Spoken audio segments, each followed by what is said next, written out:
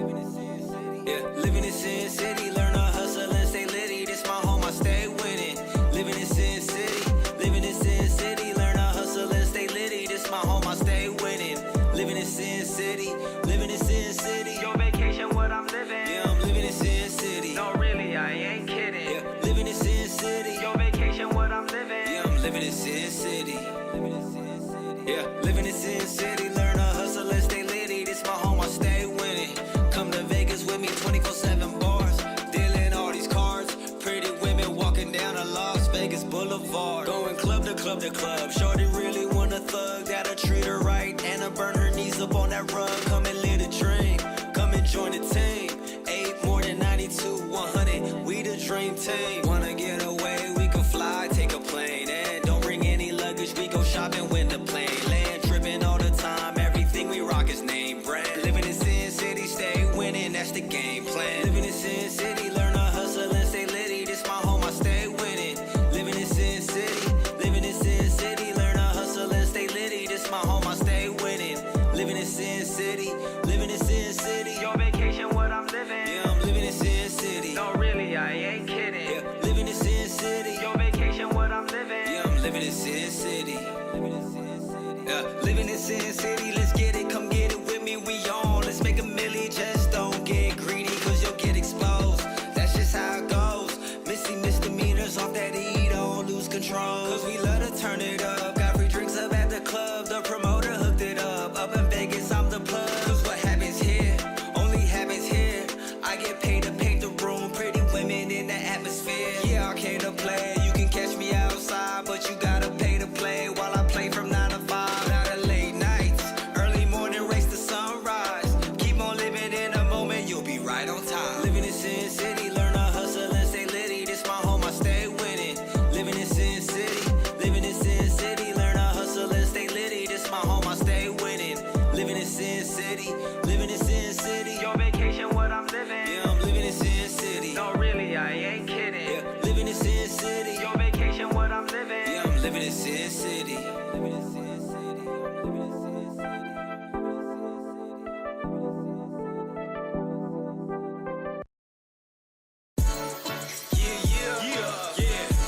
Chris Cash. Come on. Yeah, you know that I made it cause I did it different. Yeah, let's go.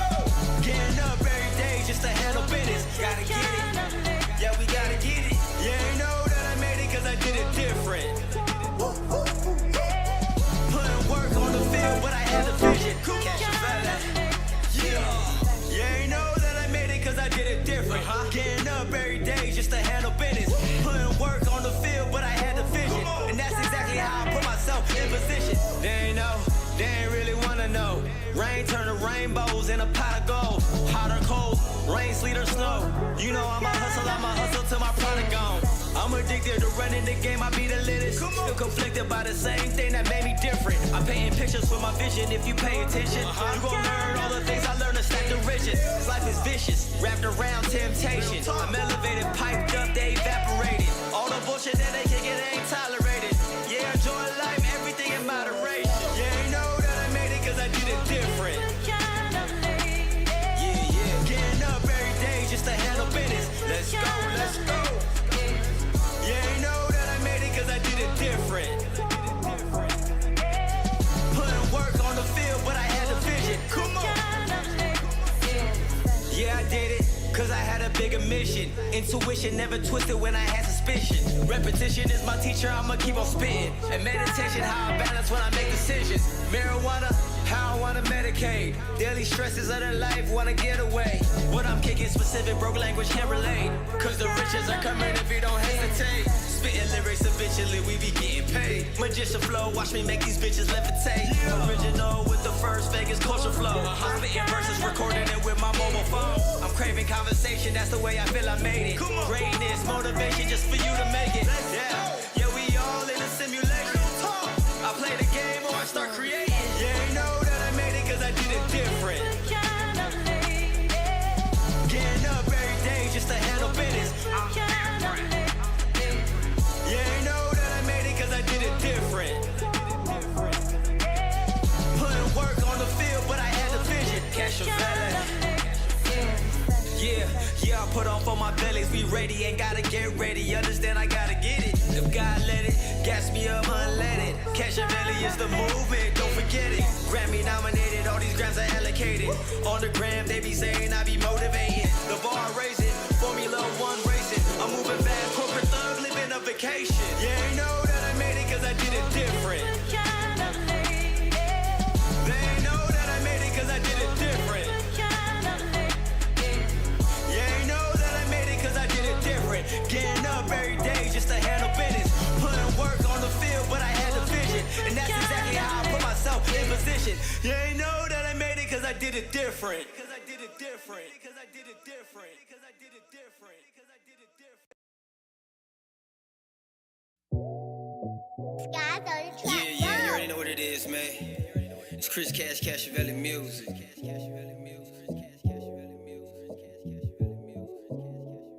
Chain Gang Mob Squad. Might have to break it down like this, though. Yeah. Let me show you what this about. I hit the ground running, making money, doing something while the women love me. It ain't hard as hell, I'll never stop, I'll never fail. So raw, like it raw, like that yellow tail. They try to lock my mind, frame me as a crook. I put money on the books, made up my mind, and I made bail. I made a W, rearranging all the L's. Life lessons, what I learned with these dope sales. It's a cold game, full of snowflakes. Snowboarding every season, going out of state. All this money making, gotta chill it out of place. It's okay, they gotta get used to my face. Praise the Most High, reason why I'm so fly. I supply the lost souls in this Vegas life, providing hope to the hopeless. Just cost a couple pieces of rumors, make it right.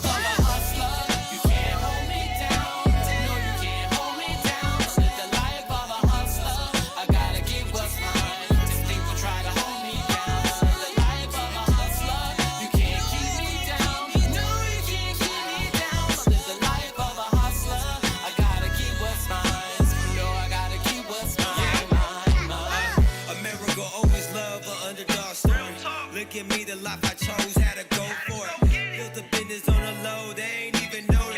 Imported pure product, clients try it so potent. All the people on my team, I'm grateful they important. I resorted to hustling when they didn't support me. I talked to Bobby Gordy, now I feel like Barry Gordy. Surrounded by so much talent, where I'm recording. Cash and belly music on the strip of Las Vegas. The city of bad bitches and a bunch of players. Got gorillas around and we'll go bananas. So much high, low, snoring coke. I want the finer things, fiend to live the high life. Drama means nothing, you can miss me with the rah-rah. Putting up a bunch of massage parlors and saunas, where these hoes can do their thing. Let's go get these dollars.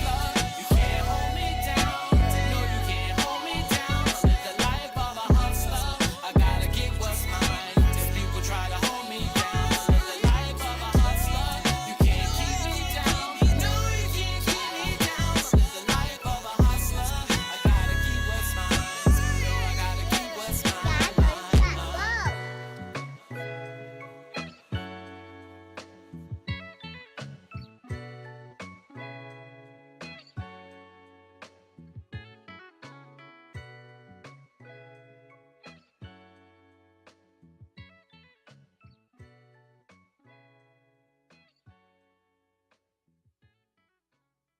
I gotta calm down. No, you gotta turn up. Yeah, I understand the streets knowledge. That's what it is. Just for the simple fact that I came in here, this man is sitting here in the office. Yeah, you and my L-shaped establishment. motherfucker. Fuck out of here. You wanna come to the kicking and back? Fuck out of You here. can't walk into a nigga and his shirt say Pastor Bill. Like You may not know who I am, but I am, in the words of Jesse Jackson, I am somebody. Fuck you, motherfucker. Fuck out of here. Just because you don't know me, you will know me. And now here, I took out the hand. I do know you. Fuck out of here. I'm a star motherfucker. Fuck out of here. Google you. I'm dealing with legends. What the fuck am I Google you for? Really? Fuck out of here. sir, yes, sir. We are here. We are live. We are live in full effect. Where are my sounds at? Where are my sounds? Here we go. Chris don't want to look at me. He got the Man, you already know how we set this thing up. Set this thing But up. this was lower before, but it's all good. Oh man, see, trying to play me in front of everybody, man. Come on, man. We are live Vegas Live podcast. My name is Chris Cash. We got a special guest host today. John Maurice is guest hosting. Yes, sir. Today, you know, and we got a special guest in the building, Mr. John Maurice. Since you're the guest host, man, let's guest host. 1 2 1 2. I don't know if my mic is on yet. Can you hear it? No. Oh, my bad. That's my bad. See. Okay, I got it. I got it. Hold on. You hear music? Here we go. Yeah, I can hear it now. Okay, too loud? yeah, we here. 1 2 1 2. How's everybody doing? Las Vegas and around the world. Yeah. Yeah, my name is John Maurice. I'm here with Mr. Chris Cash and my longtime friend, Miss Aman Alberry. Hey, good afternoon from sunny Las Vegas. Yeah. Or should I say Las Wages? Lost wages, right? That's for sure. Yeah, if you come here, it's been built on making the money, not It don't- giving it. It wasn't built on people winning. I tell you that much. You know. Vegas Life Radio. Yeah, I do hear the music. You hear the music. So those headphones, some reason you're not gonna be able to hear us talk. Can you hear me talk? Yeah. Oh, The music is louder. louder. Okay, let me get this right. All the way right. There you go. We gonna turn that down. Yeah, there we go. And I'm just gonna adjust this camera angle over here. Make sure that's the way it needs to be. Yeah.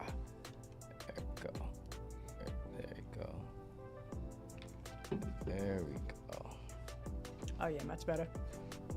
There you go. One, two. 1 2 1 2. Check 1 2 1 2. All right. Yeah. So in the Vegas Live podcast, we talk about real estate, mortgages, and the overall Vegas lifestyle. I started the Vegas Live podcast because I'm a big advocate for the Vegas lifestyle, and what's more important than owning a piece of Vegas to, you know, be an advocate of the Vegas lifestyle. You know. Absolutely, you gotta make it grow. Yeah. You got to be in it to win it to make it happen. Yeah. You know? There you go. In it to win it. All Yes, right. sir. So how you doing today, John? Man, I'm doing amazing, bro.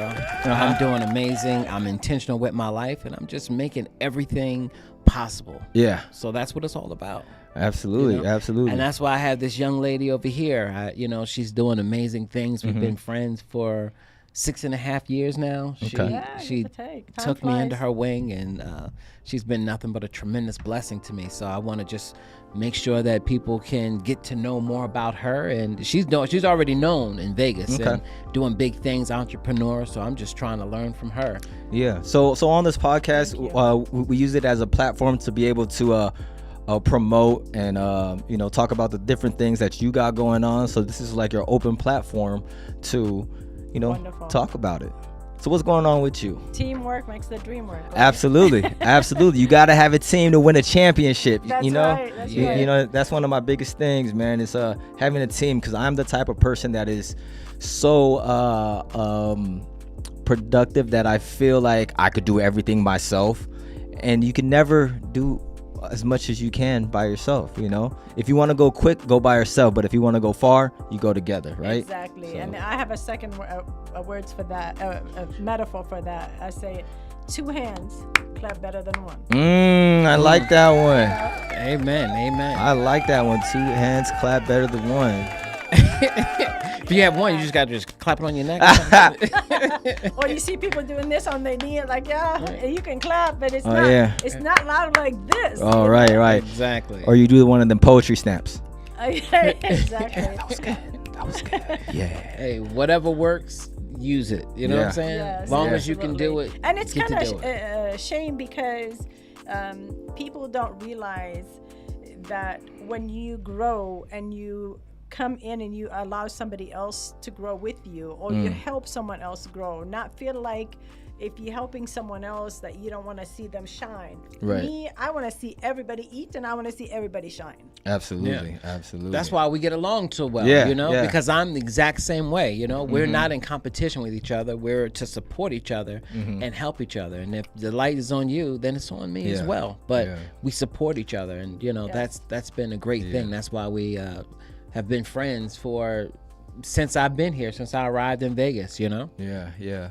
I had seen something about competition, because I've always believed that, you know, competition makes you great and stuff like that. But I had seen something that changed my perspective. Is like, stop thinking about competition and start thinking about top tier collaboration. And then once I got that perspective in my head, and it just made so much sense, because, you know, me doing music, it wasn't really about competition. It was about high level collaboration with people and making the best thing, because we're all in competition with ourselves, you know, with our past selves. So Exactly. but when we're on a high level collaboration now, you know, we're exchanging ideas and you know, helping each other get to that next level And grow. You know, yeah. and you learn, wow, you've been doing this, or you've been, you know, in music, you know, we do the scales, you know, and now do you know how to do it, you know, the Egyptian, you know, scales and warming up your voice. And so it's just all collective. We learn and we build, and we have so many different things that we put under our belts to grow. That's what it's all about. There's a reason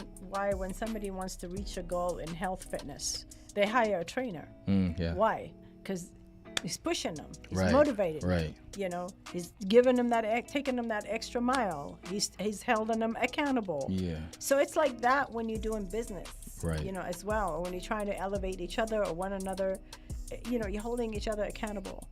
When you pay for your training center session, you show up to the gym, versus when you're not doing that, you're like, I don't feel like going today. Right, You don't absolutely. go. So with that being said, how important would you say a mentor in business is? Very important. Monumental. Okay. Because you can only go so far. You only know your experience and your, you know, perspective from what you've experienced. Right. But somebody else who've done more, who've been there, they can say, "Nah, watch out for this," or "I know what's happening there." Yeah. And you can get wise counsel instead of making the mistakes and the pitfalls that sometimes as new entrepreneurs we make, or don't understand, or, you know, we have an idea and we create it, but we don't know how to monetize it. Right. And we end up just leaving our job and creating another job. You know, as an entrepreneur, we're just creating a job for ourselves, because if we stop doing it, it stopped bringing in income and revenue.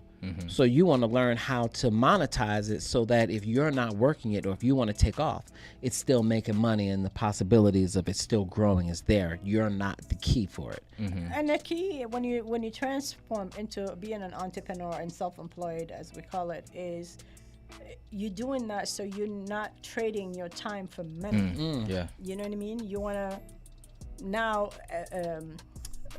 delegate. Right. You know, and there's a reason that we say the phrase of we are always students of life. Yeah. Because you're always learning. You know, no matter how much I know, somebody else might know something different, or might have a different outlook. And it's just even the same for me. Like sometimes people that know someone, I come up with a gesture or idea, like, "You've done this before?" I'm like, "No." Like, "How did you come up with that idea?" I'm like, "Based on our conversation." It just depends. Different minds, you know, operates differently. Right. 100%. Actually, let's fix this. Yep. There you go, co-host. Yeah. I'm glad you caught that. Let's go. We can see that beautiful face. Yeah. Oh, down. I was hiding it. Well, you got the hats and the shades You know what on I'm too. saying? You know? She on a Hollywood tip. She's Hollywood. Exactly. Actually, those are my vision glasses. Okay. So, you know, I gotta see you guys. Yeah. I Yeah. understand that. Yeah. So with like mentorship, we know the benefits of having a mentor. Well, what's the benefits of a mentor having a mentee? I think, and I could be wrong, I've never been in that position yet, but you as a mentor and you have a mentee, you're learning new things too, and you're seeing it from another perspective, because you've been in the game so long. As things change, you know, even the language, we learn new language, you know, we learn new phrases, and so they know, but once they have gone to a certain level, they can come back and help, and then they can know, okay, well, what problems or obstacles are you having? Because as times change, maybe the obstacles are changing, so it helps, you know, and you give them a new energy and a new passion as they see the new drive, because they've been doing it so long. It's just like, oh, I can do this in my sleep. but maybe you'll bring them back and get them sparked again. You know, iron sharpens iron, and that's what it's about. It doesn't matter if it's new or old. It's just when we come together, we collaborate, and new ideas, new possibilities begin to happen and transform our lives. Right. What So do you don't think? get stagnant. That's it. And also, we are human, so we are a creature of habits. So sometimes there are things that we already know that we forgot. In a sense, you know what I mean? Like I would always say, like, you know, I met someone and they taught me things I already knew. It's a factor because I knew it. It's back just here. gone, right. You know, because I got so used to just doing this or following something new that I forgot that, hey, the old still works. Yeah. You know what I mean? Or somebody else's knowledge reminded me of something that did work for all of us, or for them, you know, Right. for me. It's almost like the analogy when we're kids growing up and our parents say, don't do this or do that. And sometimes we think, oh, they don't know what they're talking about. And then as you get older and you start experiencing these things, you look back and you say, man, mom was right. Pop was right. You know what I'm saying? Right. And then they just was living their life, but they're not in that season any longer. But when you bring it back up to them, it comes back. And, you know, we help each other. It's full circle. Yeah. You know, it's the same thing in life. When a younger person is around an older person and the older person is giving the younger person wisdom, the younger person is wiser beyond their years. You know, they may say, treat a girl like this, or don't do this, or watch out for that girl, you know. And then you have the older person who, when they're around their older friends, their same age, they look a little bit younger and a little bit more hipper. Their conversation is younger because they are talking to the youth. And it's a different dialect. It's a different, you know, words that they're using, you know. So they become younger and the younger become older. And so we all need each other, you know. How do we learn unless we have a teacher? Absolutely. Yeah, man. That's what it's all So about. what made you get into the podcasting? So what made me get into the podcasting?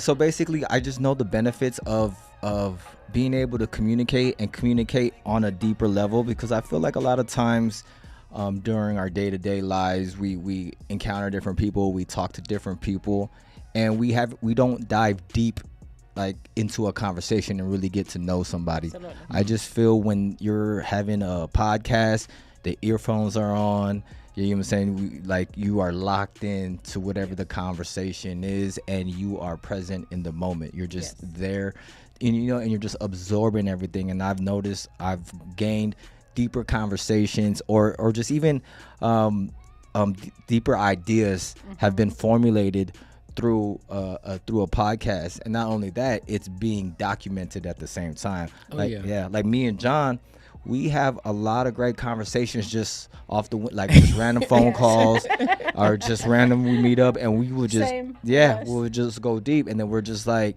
oh man, I should have recorded that. exactly. You say that all the time. Exactly. So I wanted to create a forum and also a routine to be able to come here at a frequent level, to be able to get these ideas out, you know. Right. Because And- we live in a world where it's, society has us just always feeling like we have to chase. We're always chasing. Yeah. So people don't tend to, they're not listening. They're too busy trying to respond. And I always have to, sometimes when I'm having conversation with people, whether it's friend, business, and they constantly interrupting, they not thinking or paying attention to my conversation or what I'm trying to say. They are more busy thinking about what they want to respond with. So I always have to tell them, listen. If nobody's, if two people talking, no one's listening. It's a fact. Right. Absolutely. And then I go, no, it's a fact. Even customer service, when I call customer service and I'm trying to explain to them what I'm trying, what the issue is, and the person's too busy, talking instead of listening to let me explain to you what the problem is so you can help me.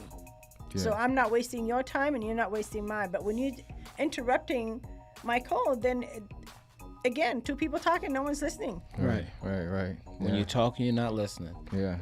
So Aman, let's go back to your childhood. We want to know, how did you got here? And you were raised not in the United States. No, absolutely. I was born and raised in Beirut, Lebanon, where all the bombing action is. Oh, wow. Wow. Okay. Yeah, I lived literally downtown Beirut, Lebanon, and where. And the crazy part, I lived in a building. It was 24 floors. And I think there was only 2 Middle Eastern families that lived there. The rest were a different culture. My best friend growing up, she was a Nigerian girl. She was her dad was some kind of ambassador in the Nigerian embassy. We had people from Holland and so on. So I didn't grow up, focusing on that. So probably what made me different, and I felt like I'm different than the rest of my family. Like my family have this Middle Eastern culture mentality, and you've got to, marry your culture, and I'm the complete opposite. I'm like, Middle Eastern here, let me run over there. But I grew up in the war for, 15 and a half years of my life. So when I've seen people blow into pieces feet away from me, from grenade, and so when you grow up in an environment like that, I have to remind myself all the time to stay in my gratitude attitude. Because you breathe life in a different breath of air. You have a different appreciation for life. I say all the time, like I'm the epitome of God's, grace. I'm here by, by His grace. Like I'm literally the epitome of that. Because you could have been the one stepping on one of the landmines or the So grenades. I grew up saying, I have to remind my daughter and other members of, friends or family of hey, some people grew up saying, I want this for Christmas, I want this for my birthday. Me, I'm like, God, let me grow up and make it out of this place, alive. So when you have that thirst for life, when you get that opportunity, it's probably the reason I am so passionate about, helping others.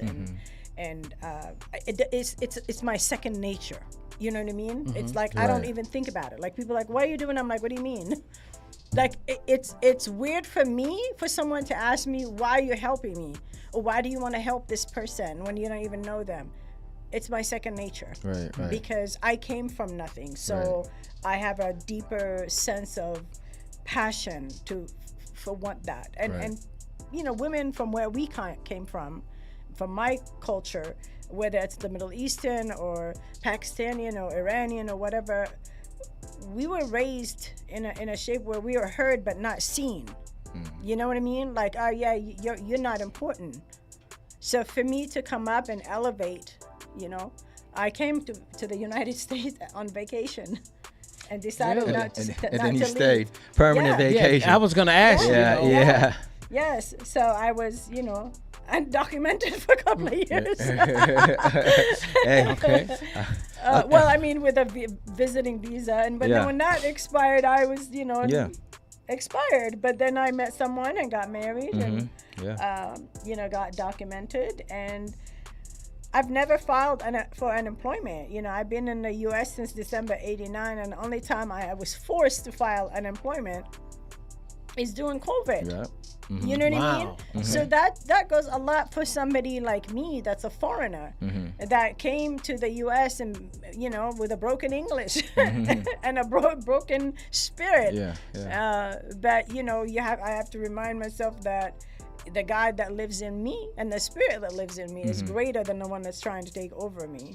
And if me as a foreigner can come to a country with a few dollars in my pocket and don't speak the language that much and really live the American dream. You know what I mean? Like literally live the American dream. So how did you do it? Starting off, what was the first thing that you got into to transition? Because you had that mind frame and you had hard work.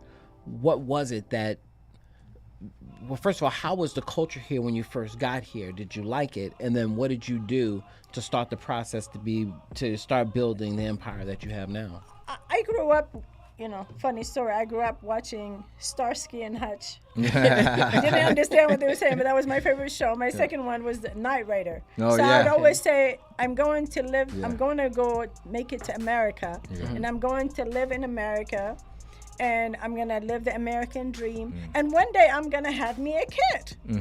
And God behold, I drive a Tesla. Yeah. That's my kid. So, I thought you, Thinking about that, like, yeah, it is. I thought you were gonna say a puppy. No. He used to call the Knight Rider. Yeah. Rider. He used to Absolutely. call the car a kid. Oh wow! Wow! Yeah. I have the. Yeah. I actually have the box set. Look at him. Because in film, I do film Yeah. studies, but I have the whole box set of Knight Rider. Yeah, Yeah. it literally was one of my favorite shows, and I would always say, one day I'm gonna have me Yeah. a car that's just like Kit. I'm Yeah. gonna tell it to come here, and it'll come here. So I Yeah. got close to it. I Yeah. just still press a button, and the Tesla will come to me. Actually, That's crazy. I just heard about the Teslas. It's on your phone, right? Yeah. And you can start it from your phone. Yes. You can pop the trunk, Yeah, everything. absolutely. I can. I Tell don't it know. To I come, never to had come one. meet me at the entrance door. I can press the button. It and can have do that? Follow me. Yeah. Because it drives Yeah. itself. Yeah. That's crazy. But to answer your question, it wasn't easy. Nothing is easy anywhere, and especially in a foreign country for a foreign person like me. You know what I mean? Some people are welcoming you, and others look down at you. And I'm sure other culture like yourself that deal with that same challenges of not being what they consider the ideal American. But who is the ideal American? It's a You know, all melting Yes, pot. absolutely. Exactly. Right. All these Melting people pot. that claim, hell, they took Columbus Day away because he was lying. So Yeah. I had to get in my hustle mentality and realize I dreamed about this, and God blessed me with being able to be here, which is no longer a dream. It's a reality. Yeah. So now I want to live my reality. What do I need to do? It was challenging because I remember applying for a job, and I didn't have a green card, and I told them I was engaged and to be married. My papers are on the way, and the guy said, "Okay, well, I'll hire you, and it's $4.25 an hour because that was the minimum wage at that time, Right. back in 1990 at that point." And I started laughing. I was like, "Are you pulling my leg?" He's like, "No, this is the minimum wage." I was like, so the key is when you want to achieve something is not to have the entitlement mentality, which unfortunately a lot of people in this country do have that. All right. I see You that. know what I mean? Whether they American or African American or Asian American or whatever American, Middle Eastern American, all of them, but then you hear people complain about other cultures. They succeeding because they support each other. You see Mexican family, 4 or 5 families living in one household. Right. The same with Asian family. But then you see a different culture complaining about that. Well, why are you complaining about it when they living their life? They supporting each other. That's what you're supposed to do. Right. And you're supposed to remove the entitlement part of it and not have a chip on your shoulder that you feel you are too good to do this. I couldn't sit here and feel like I'm too good to do work at this Rocky Mountain chocolate factory and get $4.25 an hour. So I had to go, Right. I it's have an agenda. $4.25 an hour. That's $4.25. So let me see. Would I rather 0 or would I rather $4.25? Right. Exactly. Yeah. I'm gonna take the $4.25. Okay, how am I get to walk? I'll walk to work. So I walked, and then one day a person that actually walked me down the aisle. So you do meet good people. I was almost practically homeless at Long Beach Mall with my suitcases. Come on. And oddly enough, and this person is like my brother, but I was walking down Lakeshore where the Rocky Mountain Chocolate Factory is, and this person mistook me for someone else, thought I was someone else. They start talking, "Hey, we just got here. If you ever need, a friend or whatever, here's my number." Took the number, threw it in the bag. 6 months later, my girlfriend that I was staying with, which is, a good friend of mine from Australia, we came together. It was her friend's house that we were staying at. She got upset and asked them to, over something, wasn't that important. But needless to say, I was asked to leave. They dropped me off at Long Beach Mall with my suitcases. Wow. I'm sitting there crying, waiting for this other girl that works there to come, and I'm scrabbling in my purse for a piece of tissue to blow my nose, and God behold, The card. the card. Oh wow. That's it was a piece of paper. It wasn't even a card. That's why they say, you know, if you ever read the book The Alchemist and all that, how sometimes people crush your past. You could be walking in the airport with thousands of people around, and your eyes make a connection with somebody. You don't talk. You might greet it, I mean, you might not say nothing. And later on, you're buying a car, or this person is a boss, or you're marrying his daughter, or whatever the situation is. Yeah. The Or connection is there. yeah. Yeah. And so I feel like I come across the number, I call, you know, the number, and I remember he said if I ever needed a friend, and that's Wow. what I needed at that point. Wow. And so I called the number, and I still, like, moments that are detrimental in your life, you remember things that it's for eternity. I still remember this person's voicemail. I called the voicemail, and I remember later saying, God, what am I getting myself into?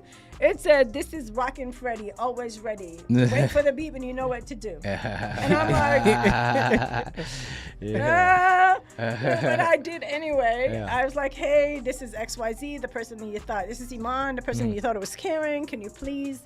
You said if I ever needed a friend, I am desperately needing a friend. Yeah. So a good person that God put in my life ahead of time because he knew What was coming? what was coming. Yeah. Yeah. That person, you know, allowed me to stay with them. Didn't charge me anything, you know, but it's very simple. Hey, there's this studio, I sleep on the bed, you sleep on that little couch with a little footrest. But when I'm not at home, you can have the bed. You know what I mean? But I was grateful. Right. Then when I got that job and I was walking, you know, to work for a couple of weeks, and one day, you know, I'm at home and he's like, hey, he comes at me, come on out. I'm like, I said, oh, Freddie, I just walked home from work. My feet are killing me. You know, what's going on? He goes, come outside. I'm like, oh, do I have to? It's cold. My feet are hurting. I said, come outside. I got something for you. I went outside, and this man had bought me a bike Oh wow. so I can ride to work. So Nice. to some people, it's nothing, but to me, it was the world. Right. You know, this person already opened his house. He just bought me this $60 bike, but it was $1 million thing for me. You know what I mean? And this is the first time I actually speak about it and not get emotional, because that person was such a, like, powerful time in my life. Like, he changed my life. And I remember him asking me, have I ever seen the movie Pay It Forward? When you're already a given nature person, it's who you are. But when you watch something and it kind of enhances that. And I remember saying, what is this movie all about? And he's like, I want you to watch it tonight. I watched it. And then I said, how can I repay you back? He said, this is what I want you to do. Pay it forward. Wow. I said, are you sure? He said, yeah. I said, I'll already do that anyway. It's just what my nature is. He said, that's what I want you to do. I don't want you to do anything for me. Save your money, get your own place, and pay it forward. And ever since that day, that's all I do.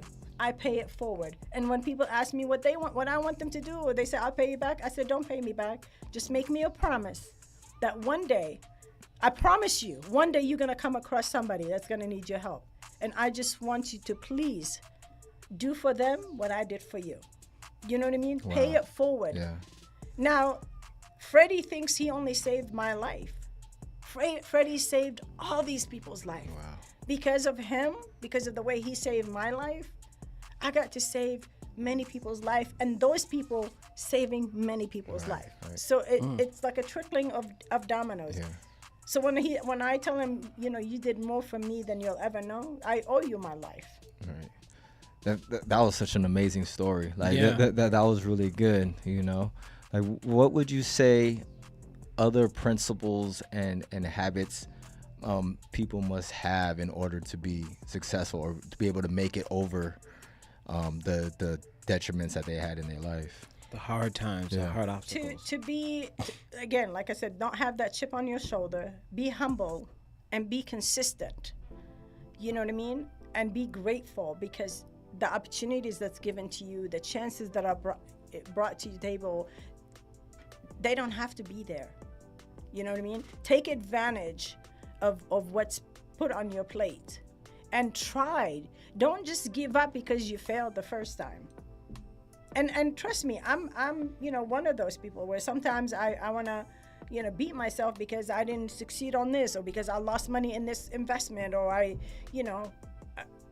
but thank God I also have good friends in my life that remind me. My business partner always sometimes remind me, sometimes you have to fail many times before you succeed. In relationships, I tell my friends, I just said that to a girlfriend of mine, you have to kiss many frogs before you get to the prince. I gotta remind myself of that, you know what I mean? Because dating in Vegas is that, I'm sure it's everywhere, but in Vegas it's 10 times worse. It's rough. Yeah. I learned that the hard way. Well, it depends where you go, you know what I mean? Integrity is very important, because when you have integrity and loyalty and consistency, people are more receptive to want to help you or want to assist you in elevating or reaching your dreams or making things happen for you and with you. Right. But if you're dishonest, disloyal, disrespectful, don't have, value for the opportunity or the things that are given to you, then you'll have short success. It won't last. You're It going won't to keep on sustain failing. you. You're going to stay where you are. So what was the first entrepreneurial venture that you did once you got here and that started this journey for you, and you started building upon that? What was that first thing? Well, my entrepreneur thing started in the Bay Area. Okay. I was working, and I was working actually 4 jobs that my nickname became the Ghost, because I was everywhere. The Ghost? Yeah. Because they're like, you're like a ghost, you're everywhere.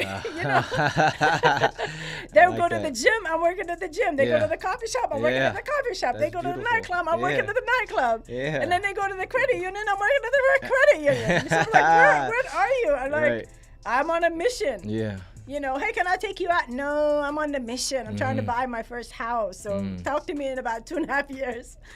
So that discipline is the other factor. You have discipline, Yes. Consistency, discipline. Yes. Okay. You have to be disciplined. And if you're trying to achieve. It doesn't mean, you give up on life, but you've got to stay focused on the goal that you have ahead.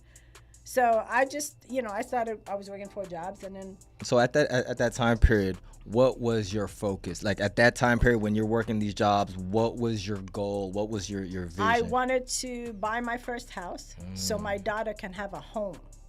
Not just a house or an apartment that she's living in. Yeah. I wanted her to have a home, and I wanted that home to be a legacy. I wanted start of that. If something happened to me, she has a home. She has a legacy of something she can carry on. She can take the money out of that house and buy another house. She can take a house and start a business. Yeah. I wanted to start the foundation, and for my legacy for my daughter. And what age was this?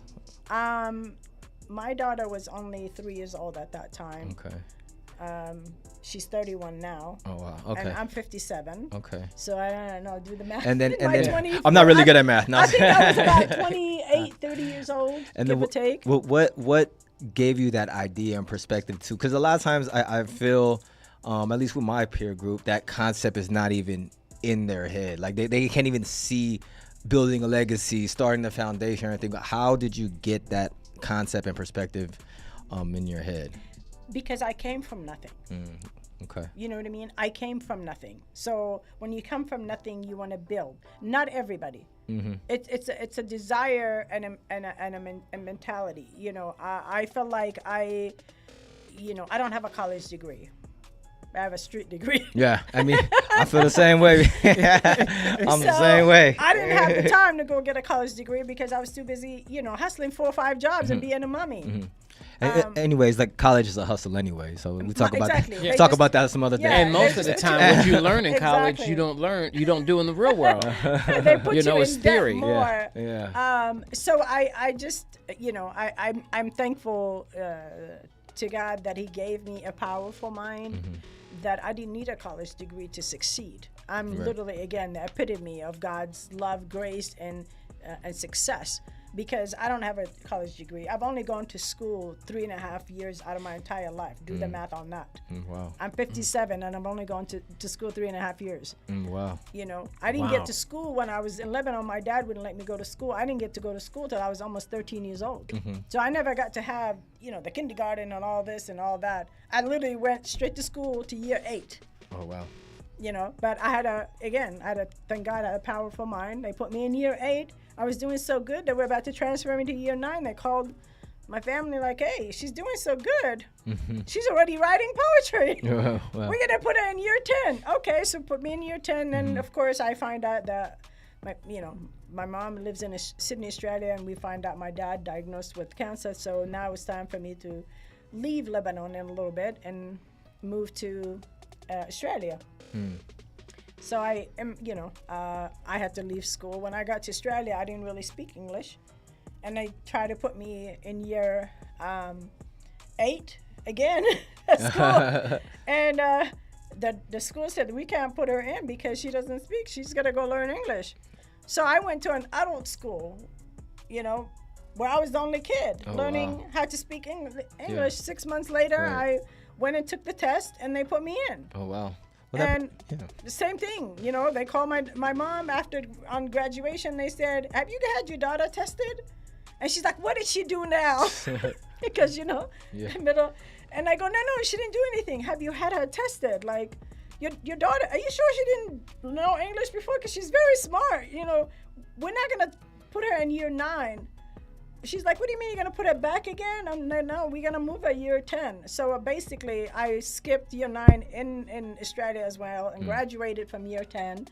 And I ran away from home at the age of 16 and a half, 17. So I've been on my own since then. So to answer what gave you that drive, when you're on your own and as a child, you had to figure it you out have fast. to figure it out. Yeah. But people can't get the concept of how did you just go to school for 3 years? That's all I needed. Yeah. Exactly. You know what I mean? Yeah. That's what God felt I only needed. The rest of it, he taught me along the way, and I decided whatever little knowledge I got from school, I can read and write now.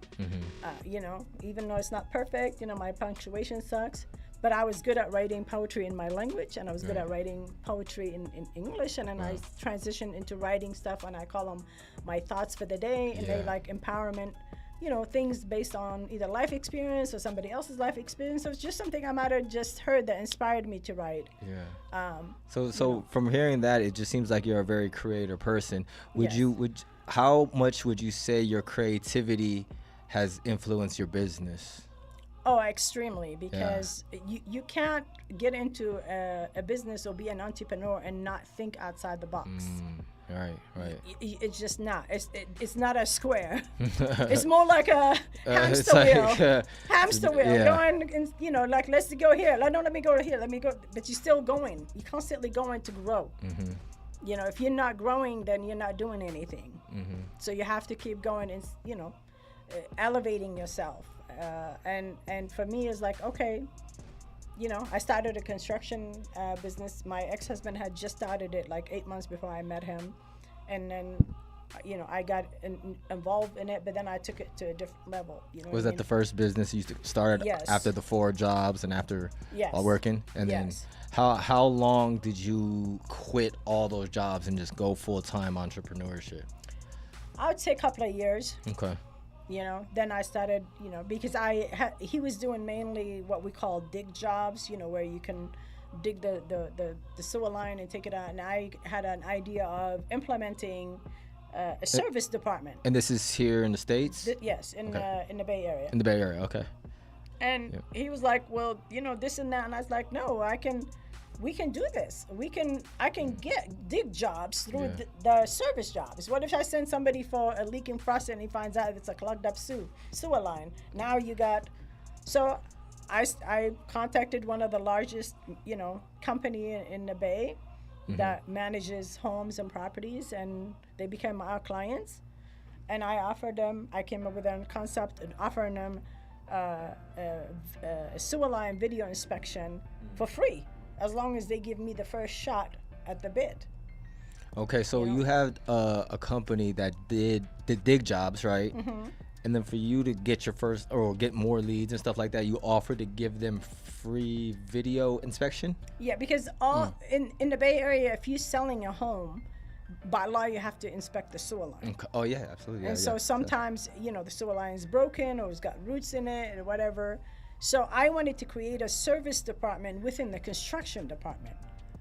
Yeah. And that service department is offering, the free inspection. But then that company started calling me for leaking faucet, a broken heater, things that the dig jobs wouldn't have gotten. Right. Because it's a service call. Yeah. Now I became their main contact. Now I'm replacing all the sewer line. Now when they building new project, we're the one that's installing the manhole, the gas line, the water line, you name it. Sewer lines. Yeah, we're and installing these are government accounts and jobs. We right? started doing a government account for the Oakland Public Schools. Oh, So wow. we ventured on a different route. So of course the company grew. Thank God we had ended up with 25 employees and of course me and my ex-husband being up. So it graduated. So then coming to Vegas was more like a semi-retirement. Oh, okay. Oh, we're gonna move to Vegas. We're still running the construction. I can do from here. And then I stumbled into the event. When people from the construction company, the client, want to come to Vegas, I would always make all the plans. Yeah. Not purposely. It was just that's the way it was. Right. And then I'm like, okay, I'll make the plans. And then one day I was like, why am I making all the plans and I'm still contributing to the cost? I should be partying on their dollar now. Right. Because I'm making So I stumbled into the event planning as a hobby. And then it took a life of its own. And, I started doing event planning, concierge service, and that became a different business. And now that's busy and booming. So it's, I kind of fell into it. I didn't really. You said yes to the possibilities. Exactly. And you're just open to it instead Yes. of being just, it's got to be this way. We don't know which way it's going to go. Yes. So if you're open to it and say yes to possibilities, it'll take you wherever, Exactly. and it's taking you this far. Exactly. Would you say the event planning, persona and stuff like that elevated your business as well? Like just your other business as well? I wouldn't say it elevated, but it did support that business sometimes because being in the construction, sometimes you don't get paid right away. It could be 60, 90 days before you get your check. So at times when we got new jobs and we needed, to start the project, that event planning started funding some of the projects, for that. And then the other part of it for me, the event planning became, because, after a while, me and my ex got divorced and he went back and he continued doing the construction. I continued doing the event, but it was through my event planning that I started the real estate investor, basically. Okay. So I transitioned. Well, I didn't transition. I just added that. So I still do event concierge, but I also do real estate. Right. And I feel like that platform is really what gave me the platform to buy, my real estates that I have right now. Okay. And what I'm still pursuing.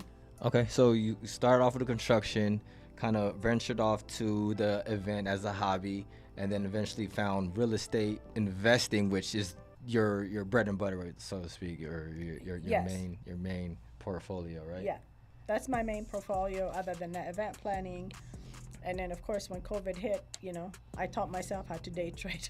Oh wow, yeah, Wow. yeah, absolutely. Out of boredom, nice. watching CNBC.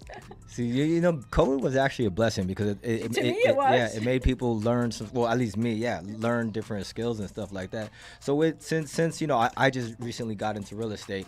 So with real estate investing, what would you say the key elements one would need to be very successful at it? I mean, the thing that we always say, buy low, sell high, or if you buy, it depends on what your strategy is. You can do the fix and flip. You can do the buy and hold. It just depends on, which market you want. I've only done one fix and flip. Okay. I felt like it took too much time, too much money, too much energy, especially when it was out of state. So you don't have boots on the ground. It's kind of risky. Yeah. But if you have a good team, you have boots on the ground that's representing you. And you Yeah. buying low and spending a few grand and fixing it up and selling it can be lucrative because people are doing it. Yeah. It's just we live in a world right now where there's a lot of shadiness when it comes to absolutely. that. Yeah. For me, I like to buy and hold most of the time. So I would say definitely Buy and pick hold. your niche Right. first. Have you heard of wholesaling, or do you know Yes, what wholesaling I is? know about wholesaling, subject to.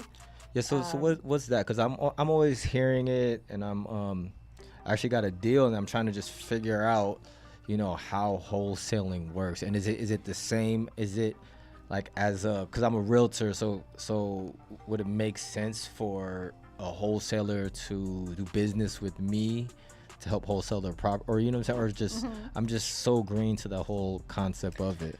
I can't say I'm very knowledgeable with it, but I can tell you what I know about it. Okay. And what I know is, that way a person is not really, you're not buying the property and taking that liability and selling it. You kind of just doing a contract. Right. It's a paper trail. Yeah. That's literally what it is. Okay. It's a paper. Hey, listen, do you want this? Okay, what if I can sell it, for what you want, but whatever I sell it for it goes for me. Right. But I'll find you a buyer, and I might find you a buyer that might allow you to stay in the place for another 90 days. It depends on the reason of the person trying to wholesale. Okay. Some people don't have money to move out, but they need, a fast deal. Yeah. So it's, and then it goes in that direction. Okay. The deal that you're speaking about, what is it? Well, so one of my buddies he called me up. He wanted to put an offer on this property, and then when I was writing up the offer and doing more digging, I realized he was essentially wholesaling the property. So he of course he had to come up with an offer lower than the list price what they're asking, and then I was talking to the it's a for sale by owner, so I was talking to the owner, and they were saying that they have the property $50K above list price, owner financed, and then my client wanted to come in 40 below under cash, and he wanted me to write the offer, but in my head I was thinking how can this offer win within that situation. So I was just Right, because the owner only gets 10 now out of it, because he was 50 over. He wants to do 40 under cash. yeah. He's only profiting 10. No, I mean there was another offer on the table that was 50K owner seller okay. finance. Okay. And then when I was talking to the owner, because you could either get it financed or you can get the lump sum right there. So I was just trying to gauge to see if that made sense for the owner. Right. If you're getting the property below market, so I'll just use the even numbers. If you're getting the property for 300, but it's worth 380, or 400, then you're already in the win right there. Right. Even if you're doing it outside the wholesale, if you do what we call subject to, which is where the owner finance comes in. Okay. Meaning the owner is giving it to you. You basically like taking over their loan. Okay. Well, there's two ways of doing it. The loan stays in the owner's name, and you pay out whatever. Let's say the closing costs, the fees, the real estate, whatever. Let's say the buy-in is 30 grand, hypothetically. Right. Then you buy into that. That money, some of it goes to the closing costs and to the real estate fee, and some money goes to the owner as a entry fee. But the owner still has the loan in his name. Oh, so that's the subject to, right? Yes, Okay. in his name, and you're just paying the mortgage. And there's terms. There's a contract with the terms. And the interest rate is still the same because the owner's interest rate is, let's say, 3%. So you're still paying the mortgage based on that. Now the owner might decide to say, hey, my interest rate is 3%, but I'm going to subject to you, and the interest rate is 4.5. It's still lower than what the interest rate in the market right now. So you're like, oh, okay, so my mortgage will be, instead of 23, it's going to be 2,500. Right. But you have no risk because the loan is still in the owner. And if you decide you want to go buy another property, it's actually good for you because It's not. the deed of that property is under your name, but there is no loan I see. under your name I see. for that property. I see. And some of the owners put like a balloon as, oh, I need you to finance in 10 years, or I need you to finance in 5 years. And some say, I don't need you to finance at all. I'll carry the loan for the life of the loan. You can also do a subject to, especially if it's, I think it's FHA, where you can take over the loan. So if the owner's loan interest rate at 3%, and he's telling you can have the house and you can take over the loan, then you just take over the loan and pay the closing costs.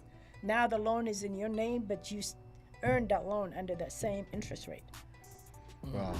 And that is the subject to is, would it be the same as when he says when they say Owner finance. Owner finance. Yes. Owner will carry. Yeah. Stuff like that. Yeah.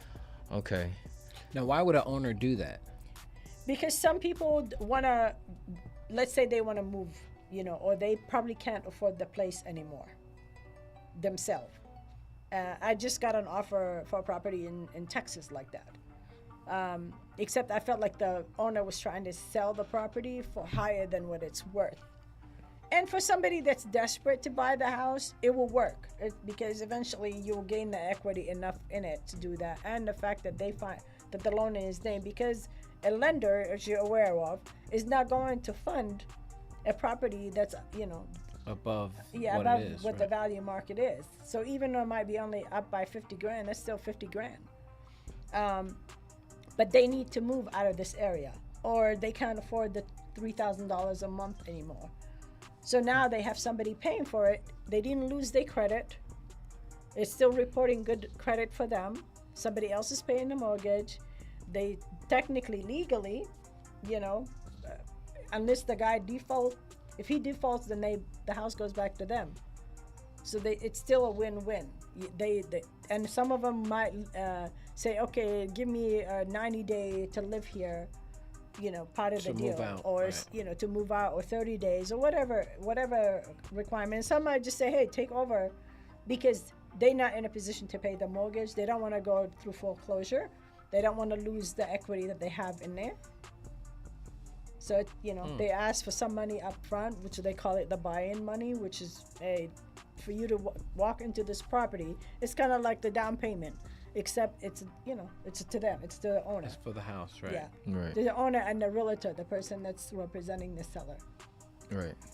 And then with the wholesale, because I wasn't sure what my client was doing. I didn't know he was wholesaling at the time when I was talking to the seller.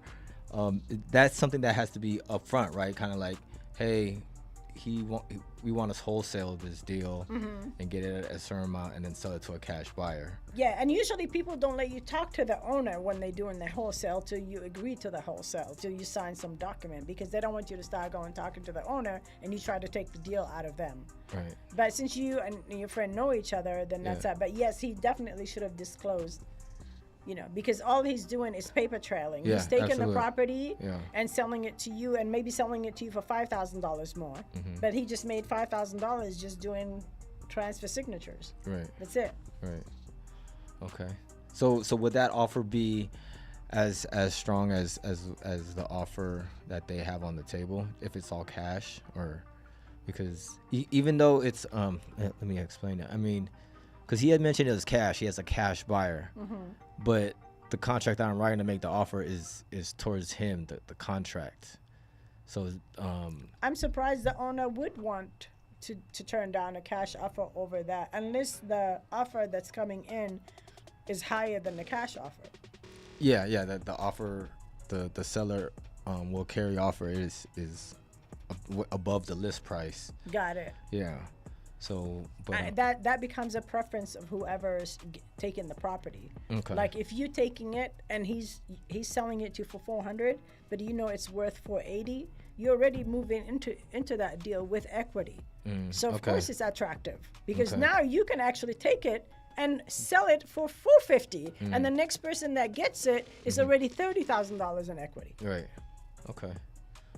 Okay. Yeah. I mean, yeah, that just made the made it more simple. Just how much is it worth, Right. and then see what it is, and then just subtract and do the numbers. Yeah. And then, so how long have you been doing the real estate investment?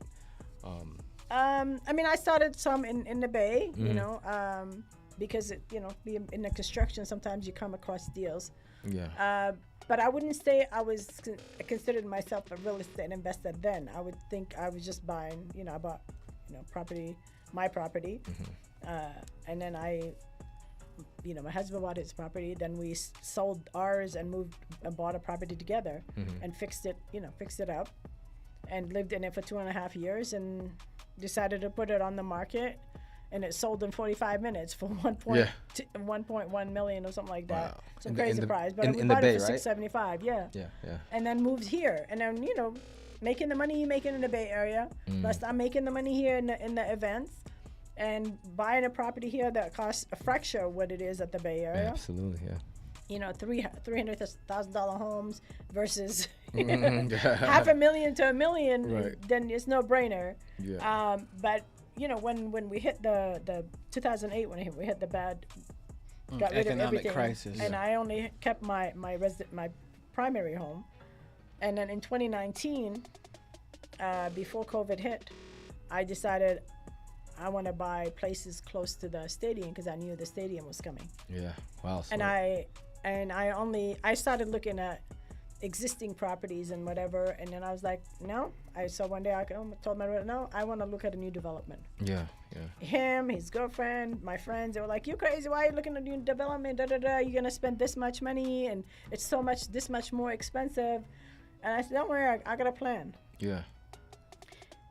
That's the part where I say you can't take advice sometimes. I'll use a relationship as a metaphor. And a friend of mine just reminded me of that the other day. That's why I said you can always learn things that you already knew. If I'm talking to John and he's in a bad relationship, bad marriage, bad relation, whatever it is, and I'm asking him for an advice on a relationship, I'm gonna then I'm get setting bad myself up advice. for failure. You know what I mean? Yeah. A broken person can't fix you. So it's the same with the real estate. Everybody has an opinion on how you think and should do things, but you have to also have a drive of what or a vision of what you want. So I was like, no, I want a brand new development. I'm like, just watch. So I bought my first two. And then by the time they finished building it, 90 days later, I got the key. I already have $20,000 to $30,000 equity in it by the time they hand me my key. Right. 2 months later, I got another, $10,000, $15,000 equity in it. Right. So the $10,000, $15,000 that I would have saved buying an existing property, I just made it right here, and I got a brand new home that's more modern, that's more appealing to people when they live in it or buy it or rent it or whatever. Right. And I have no worry about having to fix broken things. Everything's under warranty. And it's in a brand new neighborhood. Yeah. But when it's new, how did you gain another $20,000 when they hand you the key? Because in every development, they start with what they call phase one. So phase one, let's say I go into phase one and they sell in this property for $200,000. Once this phase one is built and they sold all the properties in phase one, usually about right before they sell the last handful of properties in phase one, the price already went up. The value. Yes, because now they're selling phase two. They can't sell phase two for the same price as phase one. Oh, wow. Okay. So they already raised the price, so that makes your property go up. Ah, I mean, okay. So I'll it's good give with you a new scenario. buildings. One time I was at KB Home office. I was signing the lease for this. I was going to buy this other property. And I was not the lease. I was signing the contract to buy this property. And it was for like $290. And while I was sitting like this, there was another desk right behind me. And a guy came in to buy the same exact house on the same exact street 15 minutes after me. And he paid $10,000 more. So what do you think that did to my property? Made it Value go up. Yeah, absolutely. Exactly. So as a realtor and as a real estate investor, would you advise? Well, no, I won't say advise, but would you say a good strategy is investing in new construction, new build homes? I would say it depends on what you're trying to accomplish and what is feasible for you at that time too, and also what the deal is. So for me, I went and looked from the north to the southeast to the southwest to the Henderson.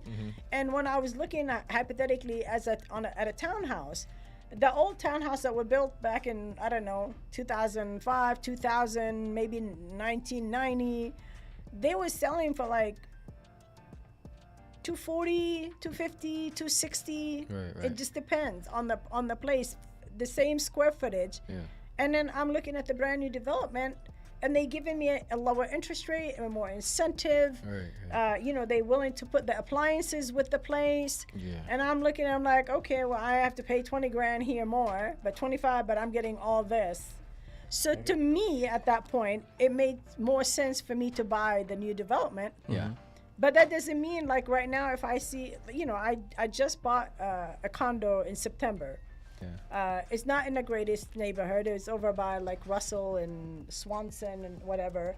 And but the deal was like, you know, the guy was selling it for like 140K, but it was really the last property that sold there was 165. So I was like, hey, I'll give you cash deal for 140, for 135. Yeah.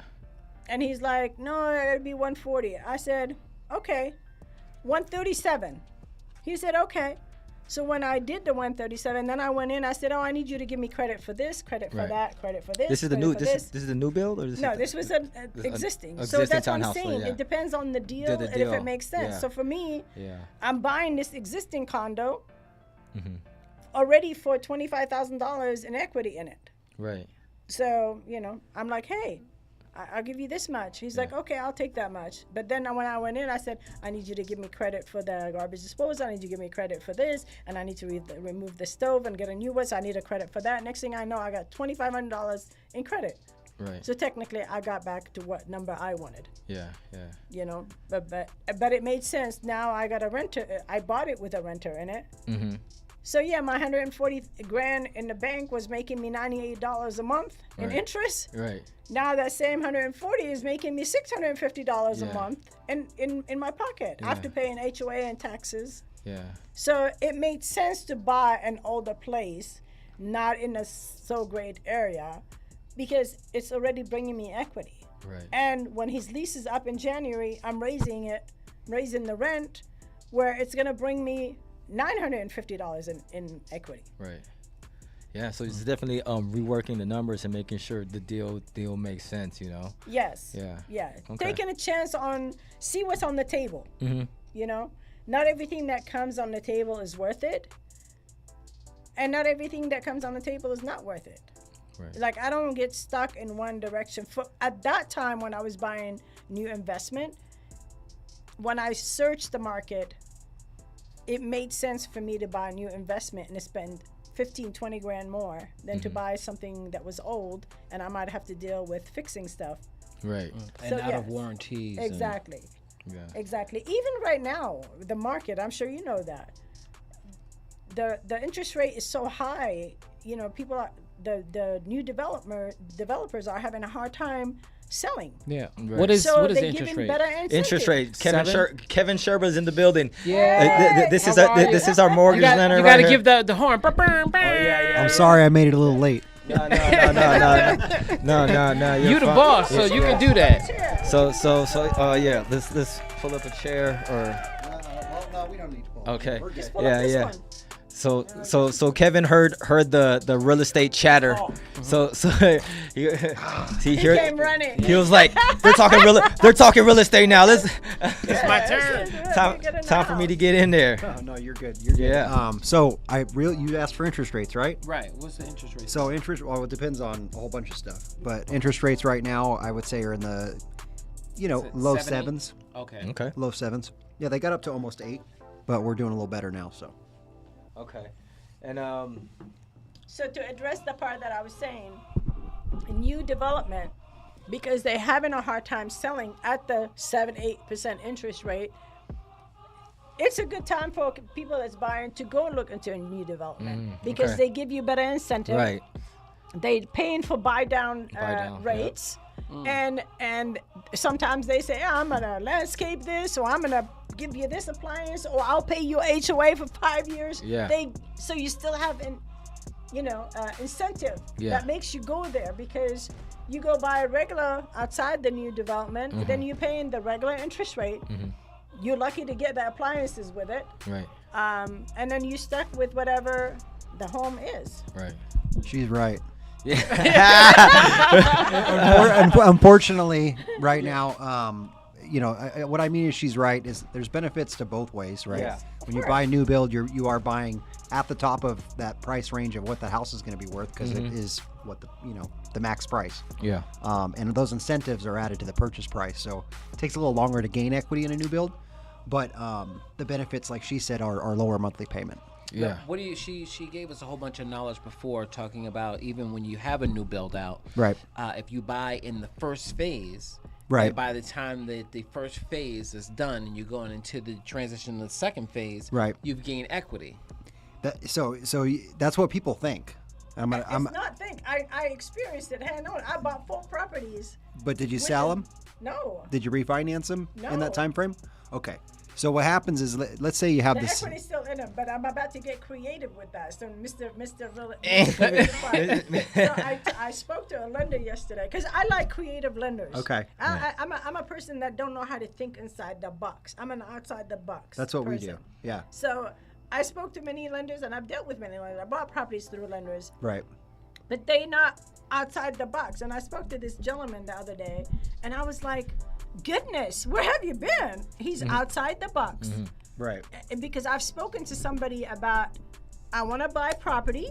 I don't want to take the equity and just get another loan and pay high interest, but I would like to use my property as a collateral to down payment for another property. Okay. Not too many people know about that. And he's like, oh, I know about that. I'm like, well, snap, I don't want to take an equity out. I just want to go buy another property with that equity. So to answer your question, no, I didn't want to take the equity out, because for what? I don't have anything to do.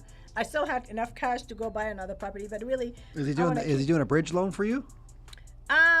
we haven't gone into the details yet, but Okay. it wasn't, I don't think it's a bridge. Is it a home equity line of credit?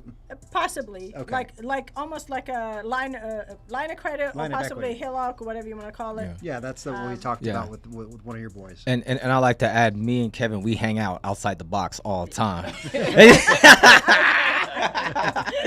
Well, I like that kind of team.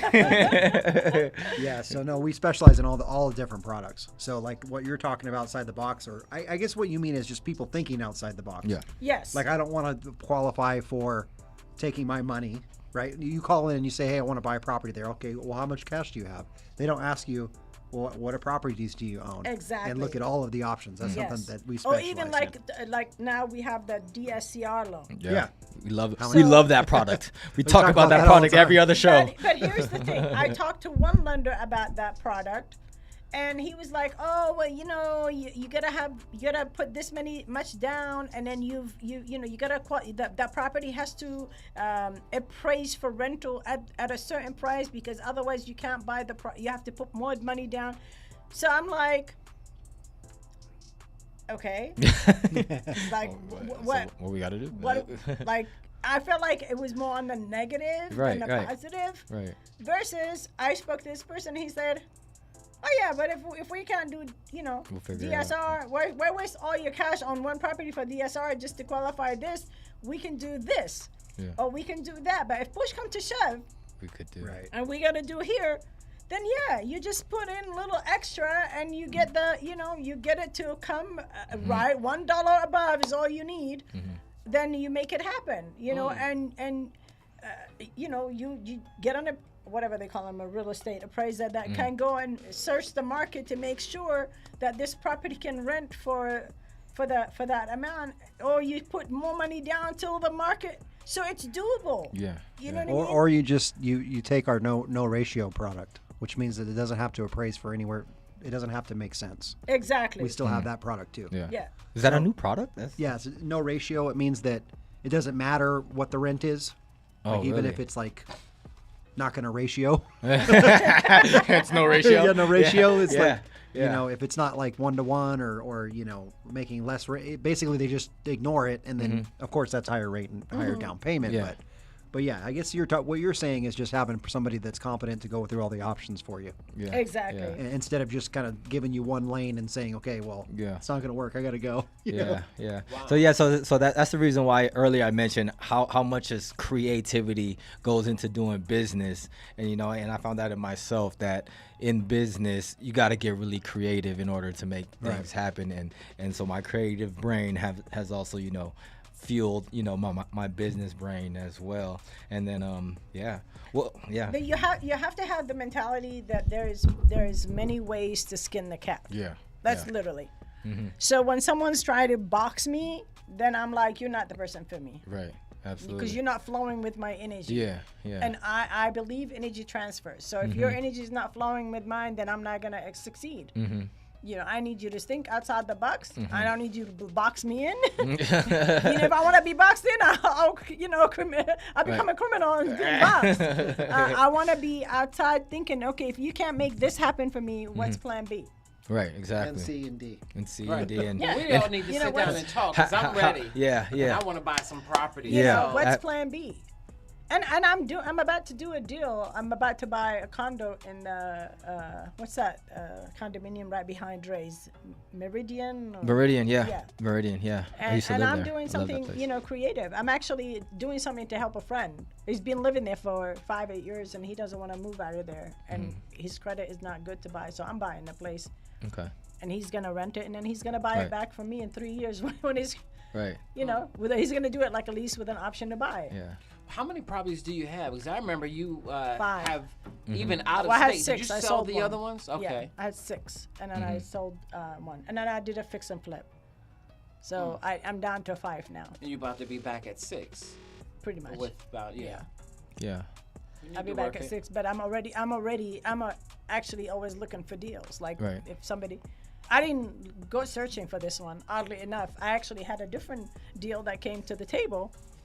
So while I was becoming the lender, the person said, "Hey, I need $150K to finish this project." I said I could probably pull in 100, but if I can, I might pull that 150. But if I pull 100, what do I get? He said, "I'll give you 20% within 3 to 6 months." And this is the seller? I said, "Is this 20% on the 100 or 20% of what the house is going to sell for?" He said, "What the house is going to sell for." Okay, I kind of like this number. I said, "Okay, I like the deal, but let me do my math and my own research and make sure, what you just told me is going to work for me." Which means I needed to make sure that he's in his mind, this house is going to sell for $2 million when it's done. For me, I'm like, this is a house with 1 acre. You're about to split the acre. You've already taken the value out of the house. Yes, you're increasing the size of the property, but you're taking the land that's making it by building another house and thinking that it's gonna sell for $2 million. But that house is not gonna have its own street entrance. It's gonna have entrance through the side of the other house. That takes away from the value. But I'm like, who am I? I'm just a student of life. I'm still learning. Yeah. So let me call somebody that knows a little bit about real estate too. So I call this, real estate attorney. Yeah.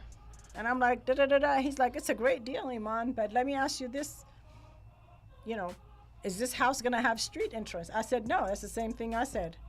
And he's like, "And they splitting the acre into half and half. So technically, one house will have half an acre, but the other house, they building on that half. So it's only going to have a quarter of an acre." I said exactly what I said. He said, "So in my professional opinion, that house is not going to sell for $2 million. Right. So you will get commission, you will get your 20%, but it will not be on a $2 million. It might sell for 1.5, maybe 1.4. I said, "Okay, well, I don't know if I want to tie up my money for that long for just that." Right. And he's like, "I'm just curious, what made you be interested in this deal?" I said, I'm a human being. I like my money making money for me. Yeah, absolutely. I don't have a property to buy in mind right now that I feel is going to bring me the kind of money I want on this dollar amount." And he said, "Oh, well, shit, I got to Whoops, sorry. No, you can fucking cuss on here. It's VegasLife, baby. VegasLife. He said, I got a deal for you. Oh, okay. I said, okay, what's the deal? He's like, I want to, this is the deal. And I said, Okay, how much are you gonna pay me? He said, I'll give you 15%. I said, on the purchase price or the actual money I'm lending? Because we gotta make sure. Yeah. And he said, no, on the purchase price. I said, yeah, that's a good deal for me. Okay. So those deals were presented to you, right? So you're not. How what's the ratio of deals? And I know we gotta go too because we kind of went over. But what's the ratio of the deals that you're finding yourself now, or that are presented to you? Quite a bit, because I'm out online. I'm on So you're other actively, realtors. yeah. I just met two Yeah. today. Yeah. So I'm always connecting. So sometimes people just text me, hey Iman, I got this deal XYZ. You're interested? Well, send me the numbers, or send me the property, or whatever the deal is. Whether it's an investment, like being an cash investor, like a funder, or here there's this property and this person is trying to get out of it and they're selling it for this price, but it's worth this much. So I get a lot of deals. I'm always open, for deals. I don't close myself for anything. Whatever you bring to the table, I'll look at it. If it makes sense, then it makes dollars. Right. Yeah. Right. Well, one more question. Well, unless you guys got a question, because I got one more question before I get out of here. So, like, I always ask this to every successful people that I encounter. What is your day-to-day like? I wish I can say that it's the same or it's this. My day sometimes can be full of grind all day, and it could be all over the map. I could be at home one minute, and next minute I'm going out looking at a property, or I'm dealing with an event, or I'm showing a customer a venue that they might be interested in doing an event at. It's never the same. And some days I'm just at home on the computer the whole day. Yeah. From day to night. So your day, when you're an entrepreneur, your day, and you're doing multiple things, and you're still researching other businesses, online businesses, other than the real estate, online businesses, other opportunities, to grow, trying to, do the same with your kid, because my daughter is an entrepreneur as well. Yeah. So, trying to, or you might get a stock market tip. Yeah. So, start researching. It's really nothing the same. Some days I have to tell myself, you know what, you need to go on a shutdown. Right. Someone sent me a TikTok and we were laughing because I'm always saying, like, when I try to go to sleep, my mind is like, absolutely. Like this, like this, all over the place. That's why I do the weed. Yeah, calm you down. Yeah. Well, thank you so much. We tend to always go over the time just because we just get wrapped up in our conversation, especially when we talk real estate. We're just going all the way in. When you're passionate about something, it's it's easy to roll with it. Yeah. So before we leave, tell everybody where they can find you and how they can contact you, and just one last time about the stuff that you got going on. Well, if you want to be booked for an event, wedding, divorce party, whatever it is, just call 702-743-1170, and my name is Iman Aubrey. Okay, John Maurice, anything? Same deal. Yeah, we partnering together with a lot of things. We've been friends for a long time and just trying to make things happen. You can check out my website, IamJohnMaurice.com. Check out my book that's coming, and we're working on a lot of other things. So we're trying to make it happen. One more thing.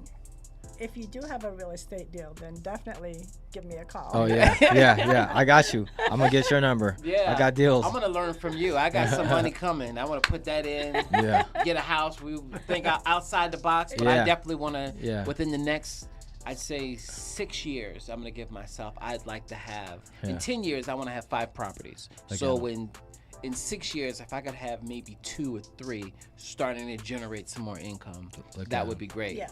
Yeah. And the key is not to keep saying I'm going to, but more like, what do I need to do to get this started? Yeah, what we do. I'm literally waiting. I'm like 5 weeks away from getting my cash back. So I'm just like, I'm trying to work the deal with the book and get it marketed and all that other stuff. So 5 weeks.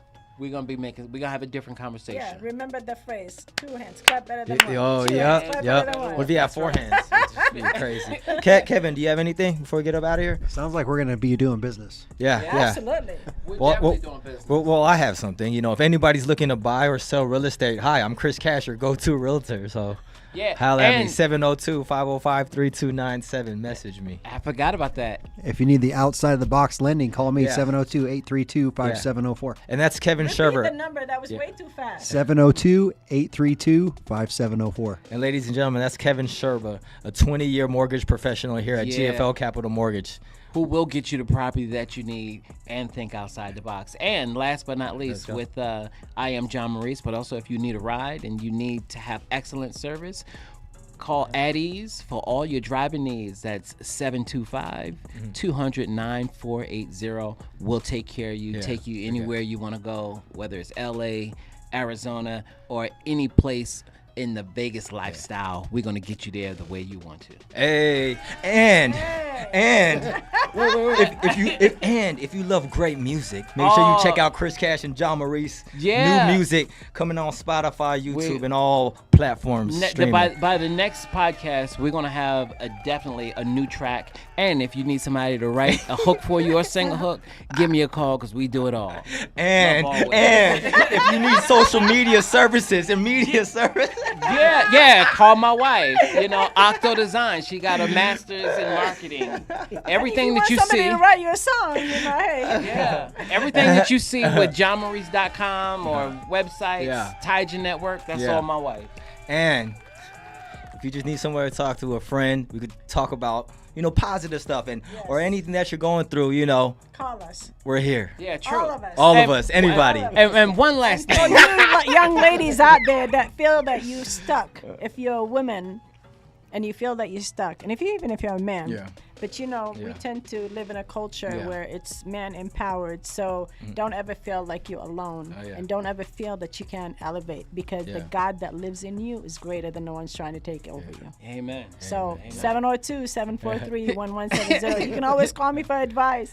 We do advice. Check out the book. If you change your mind, you can change your life. And my wife has 4-paw lovers. If you guys need your dogs walked, if you need to have your dog stayed overnight, we do all of that. Take the dogs out. We treat them with love. We're 4-paw lovers. This is how you know you're in a podcast with entrepreneurs. That's how you know. We got several businesses. Forgot any business there? And if you're just a man, you know, you're having troubles, you know, with your wife and all kinds of stuff too, I feel you. Yeah, give me a call. I'll teach you how to do massage. We do some special things, you know. And if you're a single man out there that has your stuff together and you're mentally and emotionally and financially secure, then definitely call me. Call, yeah. We host some parties too. So if you want the Vegas lifestyle party, definitely give her a call. She throw them, I host them. We're gonna make some things happen in 2024. Oh my God, we want more. That was great. That was great. Vegas Life Podcast. Thank you so much for coming in. Yeah, and we're out. Always. We're out.